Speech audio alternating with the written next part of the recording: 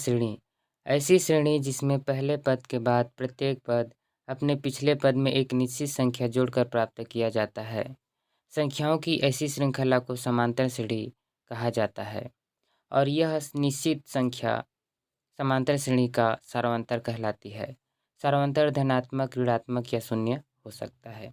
देखिए, यहाँ पर समांतर श्रेणी का परिभाषा दिया गया है। इसमें बोला गया है कि ऐसी श्रेणी जिसमें पहले पद के बाद प्रत्येक पद अपने पिछले पद में एक निश्चित संख्या जोड़कर प्राप्त किया जाता है और इस प्रकार से प्राप्त जो श्रृंखला होती है उसको हम लोग क्या बोलते हैं?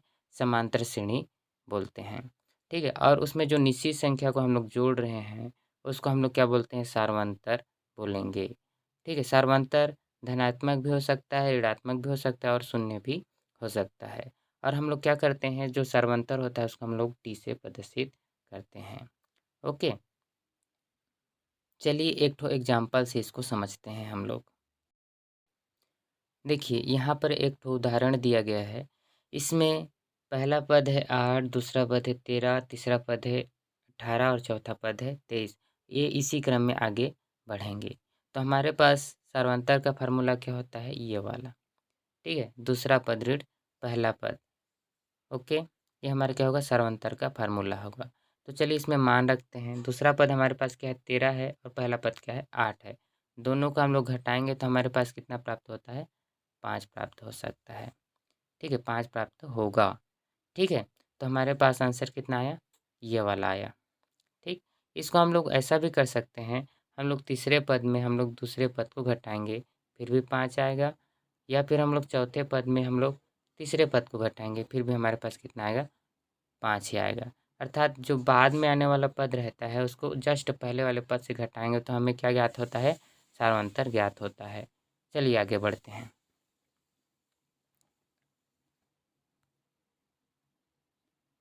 यहाँ पर समांतर श्रेणी का व्यापक रूप दिया गया है। व्यापक रूप कैसा है देखते हैं। यहाँ पर हमारे पास पहला पद है। पहले पद में हम लोग अगर सार्वंतर डी को जोड़ते हैं तो दूसरा पद ज्ञात होता है और दूसरा पद में हम लोग फिर से डी को जोड़ेंगे तो तीसरा पद क्या होगा? ज्ञात होगा। तीसरा पद में हम लोग फिर से डी जोड़ेंगे तो हमें चौथा पद ज्ञात होगा। इसी तरह से हम लोग डी को जोड़ते जाएंगे तो हमें अगला पद प्राप्त होता है। ठीक है, यहाँ पर जो डी बोल रहे हैं वो क्या हमारा सार्वंतर है। ठीक है, सार्वंतर मतलब जो निश्चित संख्या हम लोग जोड़ रहे थे वही है। ठीक है, तो इसी प्रकार से हमारा ये समांतर श्रेणी का व्यापक रूप प्राप्त होता है। तो इस व्यापक रूप में ये देखने को मिलता है कि ये हमारा क्या है? चौथा पद है। इसमें डी कितने हैं? 3 है। ये हमारा तीसरा पद है। इसमें डी कितने हैं? 2 है। ये हमारा क्या है? दूसरा पद है। इसमें डी कितने हैं? 1 है। ये हमारा कितना पद है? पहला पद है। इसमें डी कितना है? 0 है। ठीक है, कहने का तात्पर्य हमारे पास जितने पद होते हैं उसमें डी की संख्या उससे 1 कम होता है। ठीक है, तो इसी प्रकार से अगर हमें एनवां पद ज्ञात करना है तो एनवां पद का फार्मूला कैसे हो जाएगा? ये हम लोग एनवां पद को टी एन से प्रदर्शित करेंगे। ठीक है, तो टी एन बराबर क्या होगा? यहाँ पर ये तो रहेगा सब में, फिर उसमें डी की संख्या कितनी होगी? एन से 1 कम, मतलब उसमें 1 घटा देंगे एन में और उसके बाद डी, मतलब इतना डी होगा। तो हमारे पास एनवां पद का फार्मूला कैसे आएगा? इस तरह से। ठीक है, टी एन बराबर ए धन एन माइनस 1, यहाँ पर क्या आएगा? डी। ये हमारा एनवां पद का फार्मूला है। चलिए आगे देखते हैं। यहाँ देखिए, यहाँ पर एनवां पद का फार्मूला लिखा गया है। ठीक है, हम लोग एनवां पद को कैसे प्रदर्शित किए थे? टी एन से प्रदर्शित किए थे। कहीं कहीं बुक में हमें इसको ये देखने को मिलता है कि इसको ए एन से प्रदर्शित किया जाता है। ऐसा भी कर सकते हैं, लेकिन हम लोग यहाँ पर टी एन से प्रदर्शित करेंगे, ए एन से भी करेंगे। ठीक है, चलिए ओके। और यहाँ पर देखिए, ये हमारा एनवां पद का तो फार्मूला है, साथ ही साथ ये क्या हमारा अंतिम पद का भी फार्मूला होता है। और अंतिम पद के लिए हम लोग कैसे प्रदर्शित करेंगे? उसको एल से प्रदर्शित करेंगे। तो ये वाला जो फार्मूला है अंतिम पद के लिए भी फार्मूला है और एनवां पद के लिए भी फार्मूला है। ठीक है, चलिए आगे देखते हैं। यहाँ पर एक क्वेश्चन दिया गया है, समांतर श्रेणी 100, 70, 40।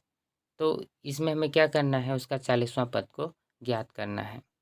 ठीक है, तो सबसे पहले हम लोग क्या करेंगे? सबसे पहले हम लोग यहाँ पर उसके प्रथम पद को लिखेंगे। प्रथम पद को ए से यहाँ पर प्रदर्शित किया गया है। ठीक है, तो यहाँ प्रथम पद कितना है? 100 है।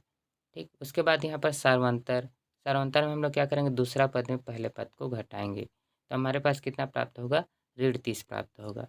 फिर यहाँ पर पदों की संख्या, पदों की संख्या को हम लोग n से प्रदर्शित करते हैं, और पदों की संख्या हम लोग यहाँ पर क्या लिखेंगे, हमें 40वां पद ज्ञात करना है, इसलिए यहाँ पर पदों की संख्या n बराबर क्या लिखना है, 40 लिखना है। जितना पद हमें ज्ञात करना रहेगा वही n का मान रहेगा। ठीक है, उसके बाद यहाँ पर हम लोग क्या करेंगे, फार्मूला को लिखेंगे। ठीक है, फिर फार्मूला में हम लोग क्या करेंगे, सब मान को रखेंगे। यहाँ पर एनवा पद हमें 40वां पद ज्ञात करना है, इसलिए यहाँ पर 40वां पद लिखेंगे। ए का मान है 100। ठीक है, उसके बाद एन का मान कितना है हमारे पास, 40। उसके बाद यहाँ पर डी का मान कितना है हमारे पास, ऋण 30, इसको रख देंगे। ठीक है, ओके। अब इतना रखने के पश्चात हमें ये प्राप्त होता है, ये प्राप्त होता है। ठीक है, उसके पश्चात देखिए, इसको हम लोग हल करेंगे तो क्या प्राप्त होगा। सबसे पहले इसको हल कर लेते हैं, 40 ऋण 1 करेंगे तो यहाँ पर कितना प्राप्त होगा, हमारे पास 39 प्राप्त होगा। ठीक है, बाकी यहाँ पर सबको सेम लिखा गया है। उसके पश्चात यहाँ पर देखिए, इन दोनों को हम लोग हल करेंगे। ठीक है, धन 39 और ऋण 30 को गुणा करेंगे, तो ये धन और ऋण का क्या हो जाएगा, ऋण हो जाएगा, और इन दोनों को हम लोग गुणा करेंगे तो क्या आएगा, यहाँ पर 1170 आएगा। फिर इन दोनों को हल करने के पश्चात हमारे पास कितना प्राप्त होता है, ये। ठीक है, ऋण 1070, तो ये हमारे क्या है, इस श्रेणी का 40वां पद है। ओके,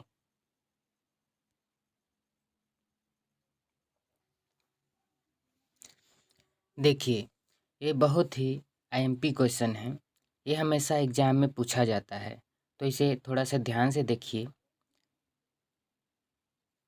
ओके, चलिए इसको बनाते हैं।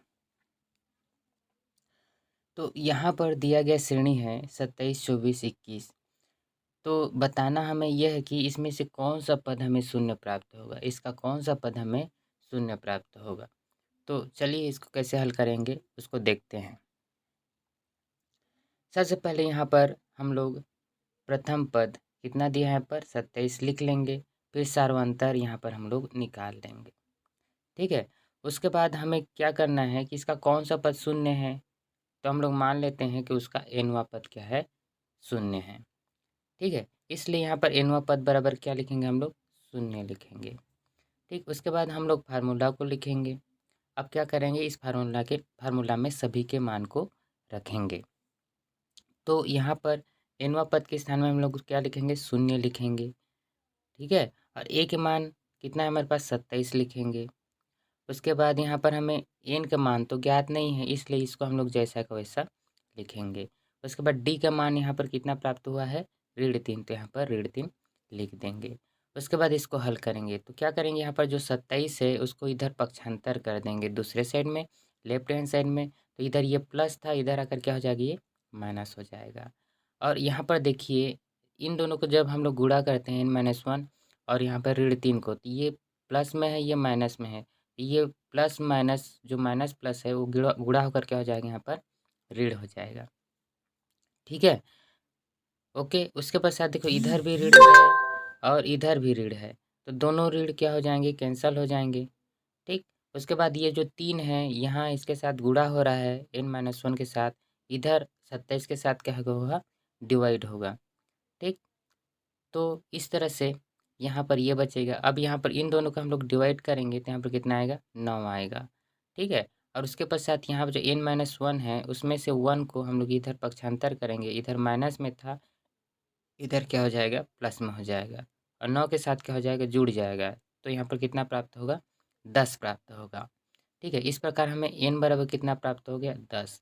अर्थात हमारा क्या है, जो 10वां पद है उसका मान क्या हो जाएगा, हमारे पास 0 प्राप्त होगा।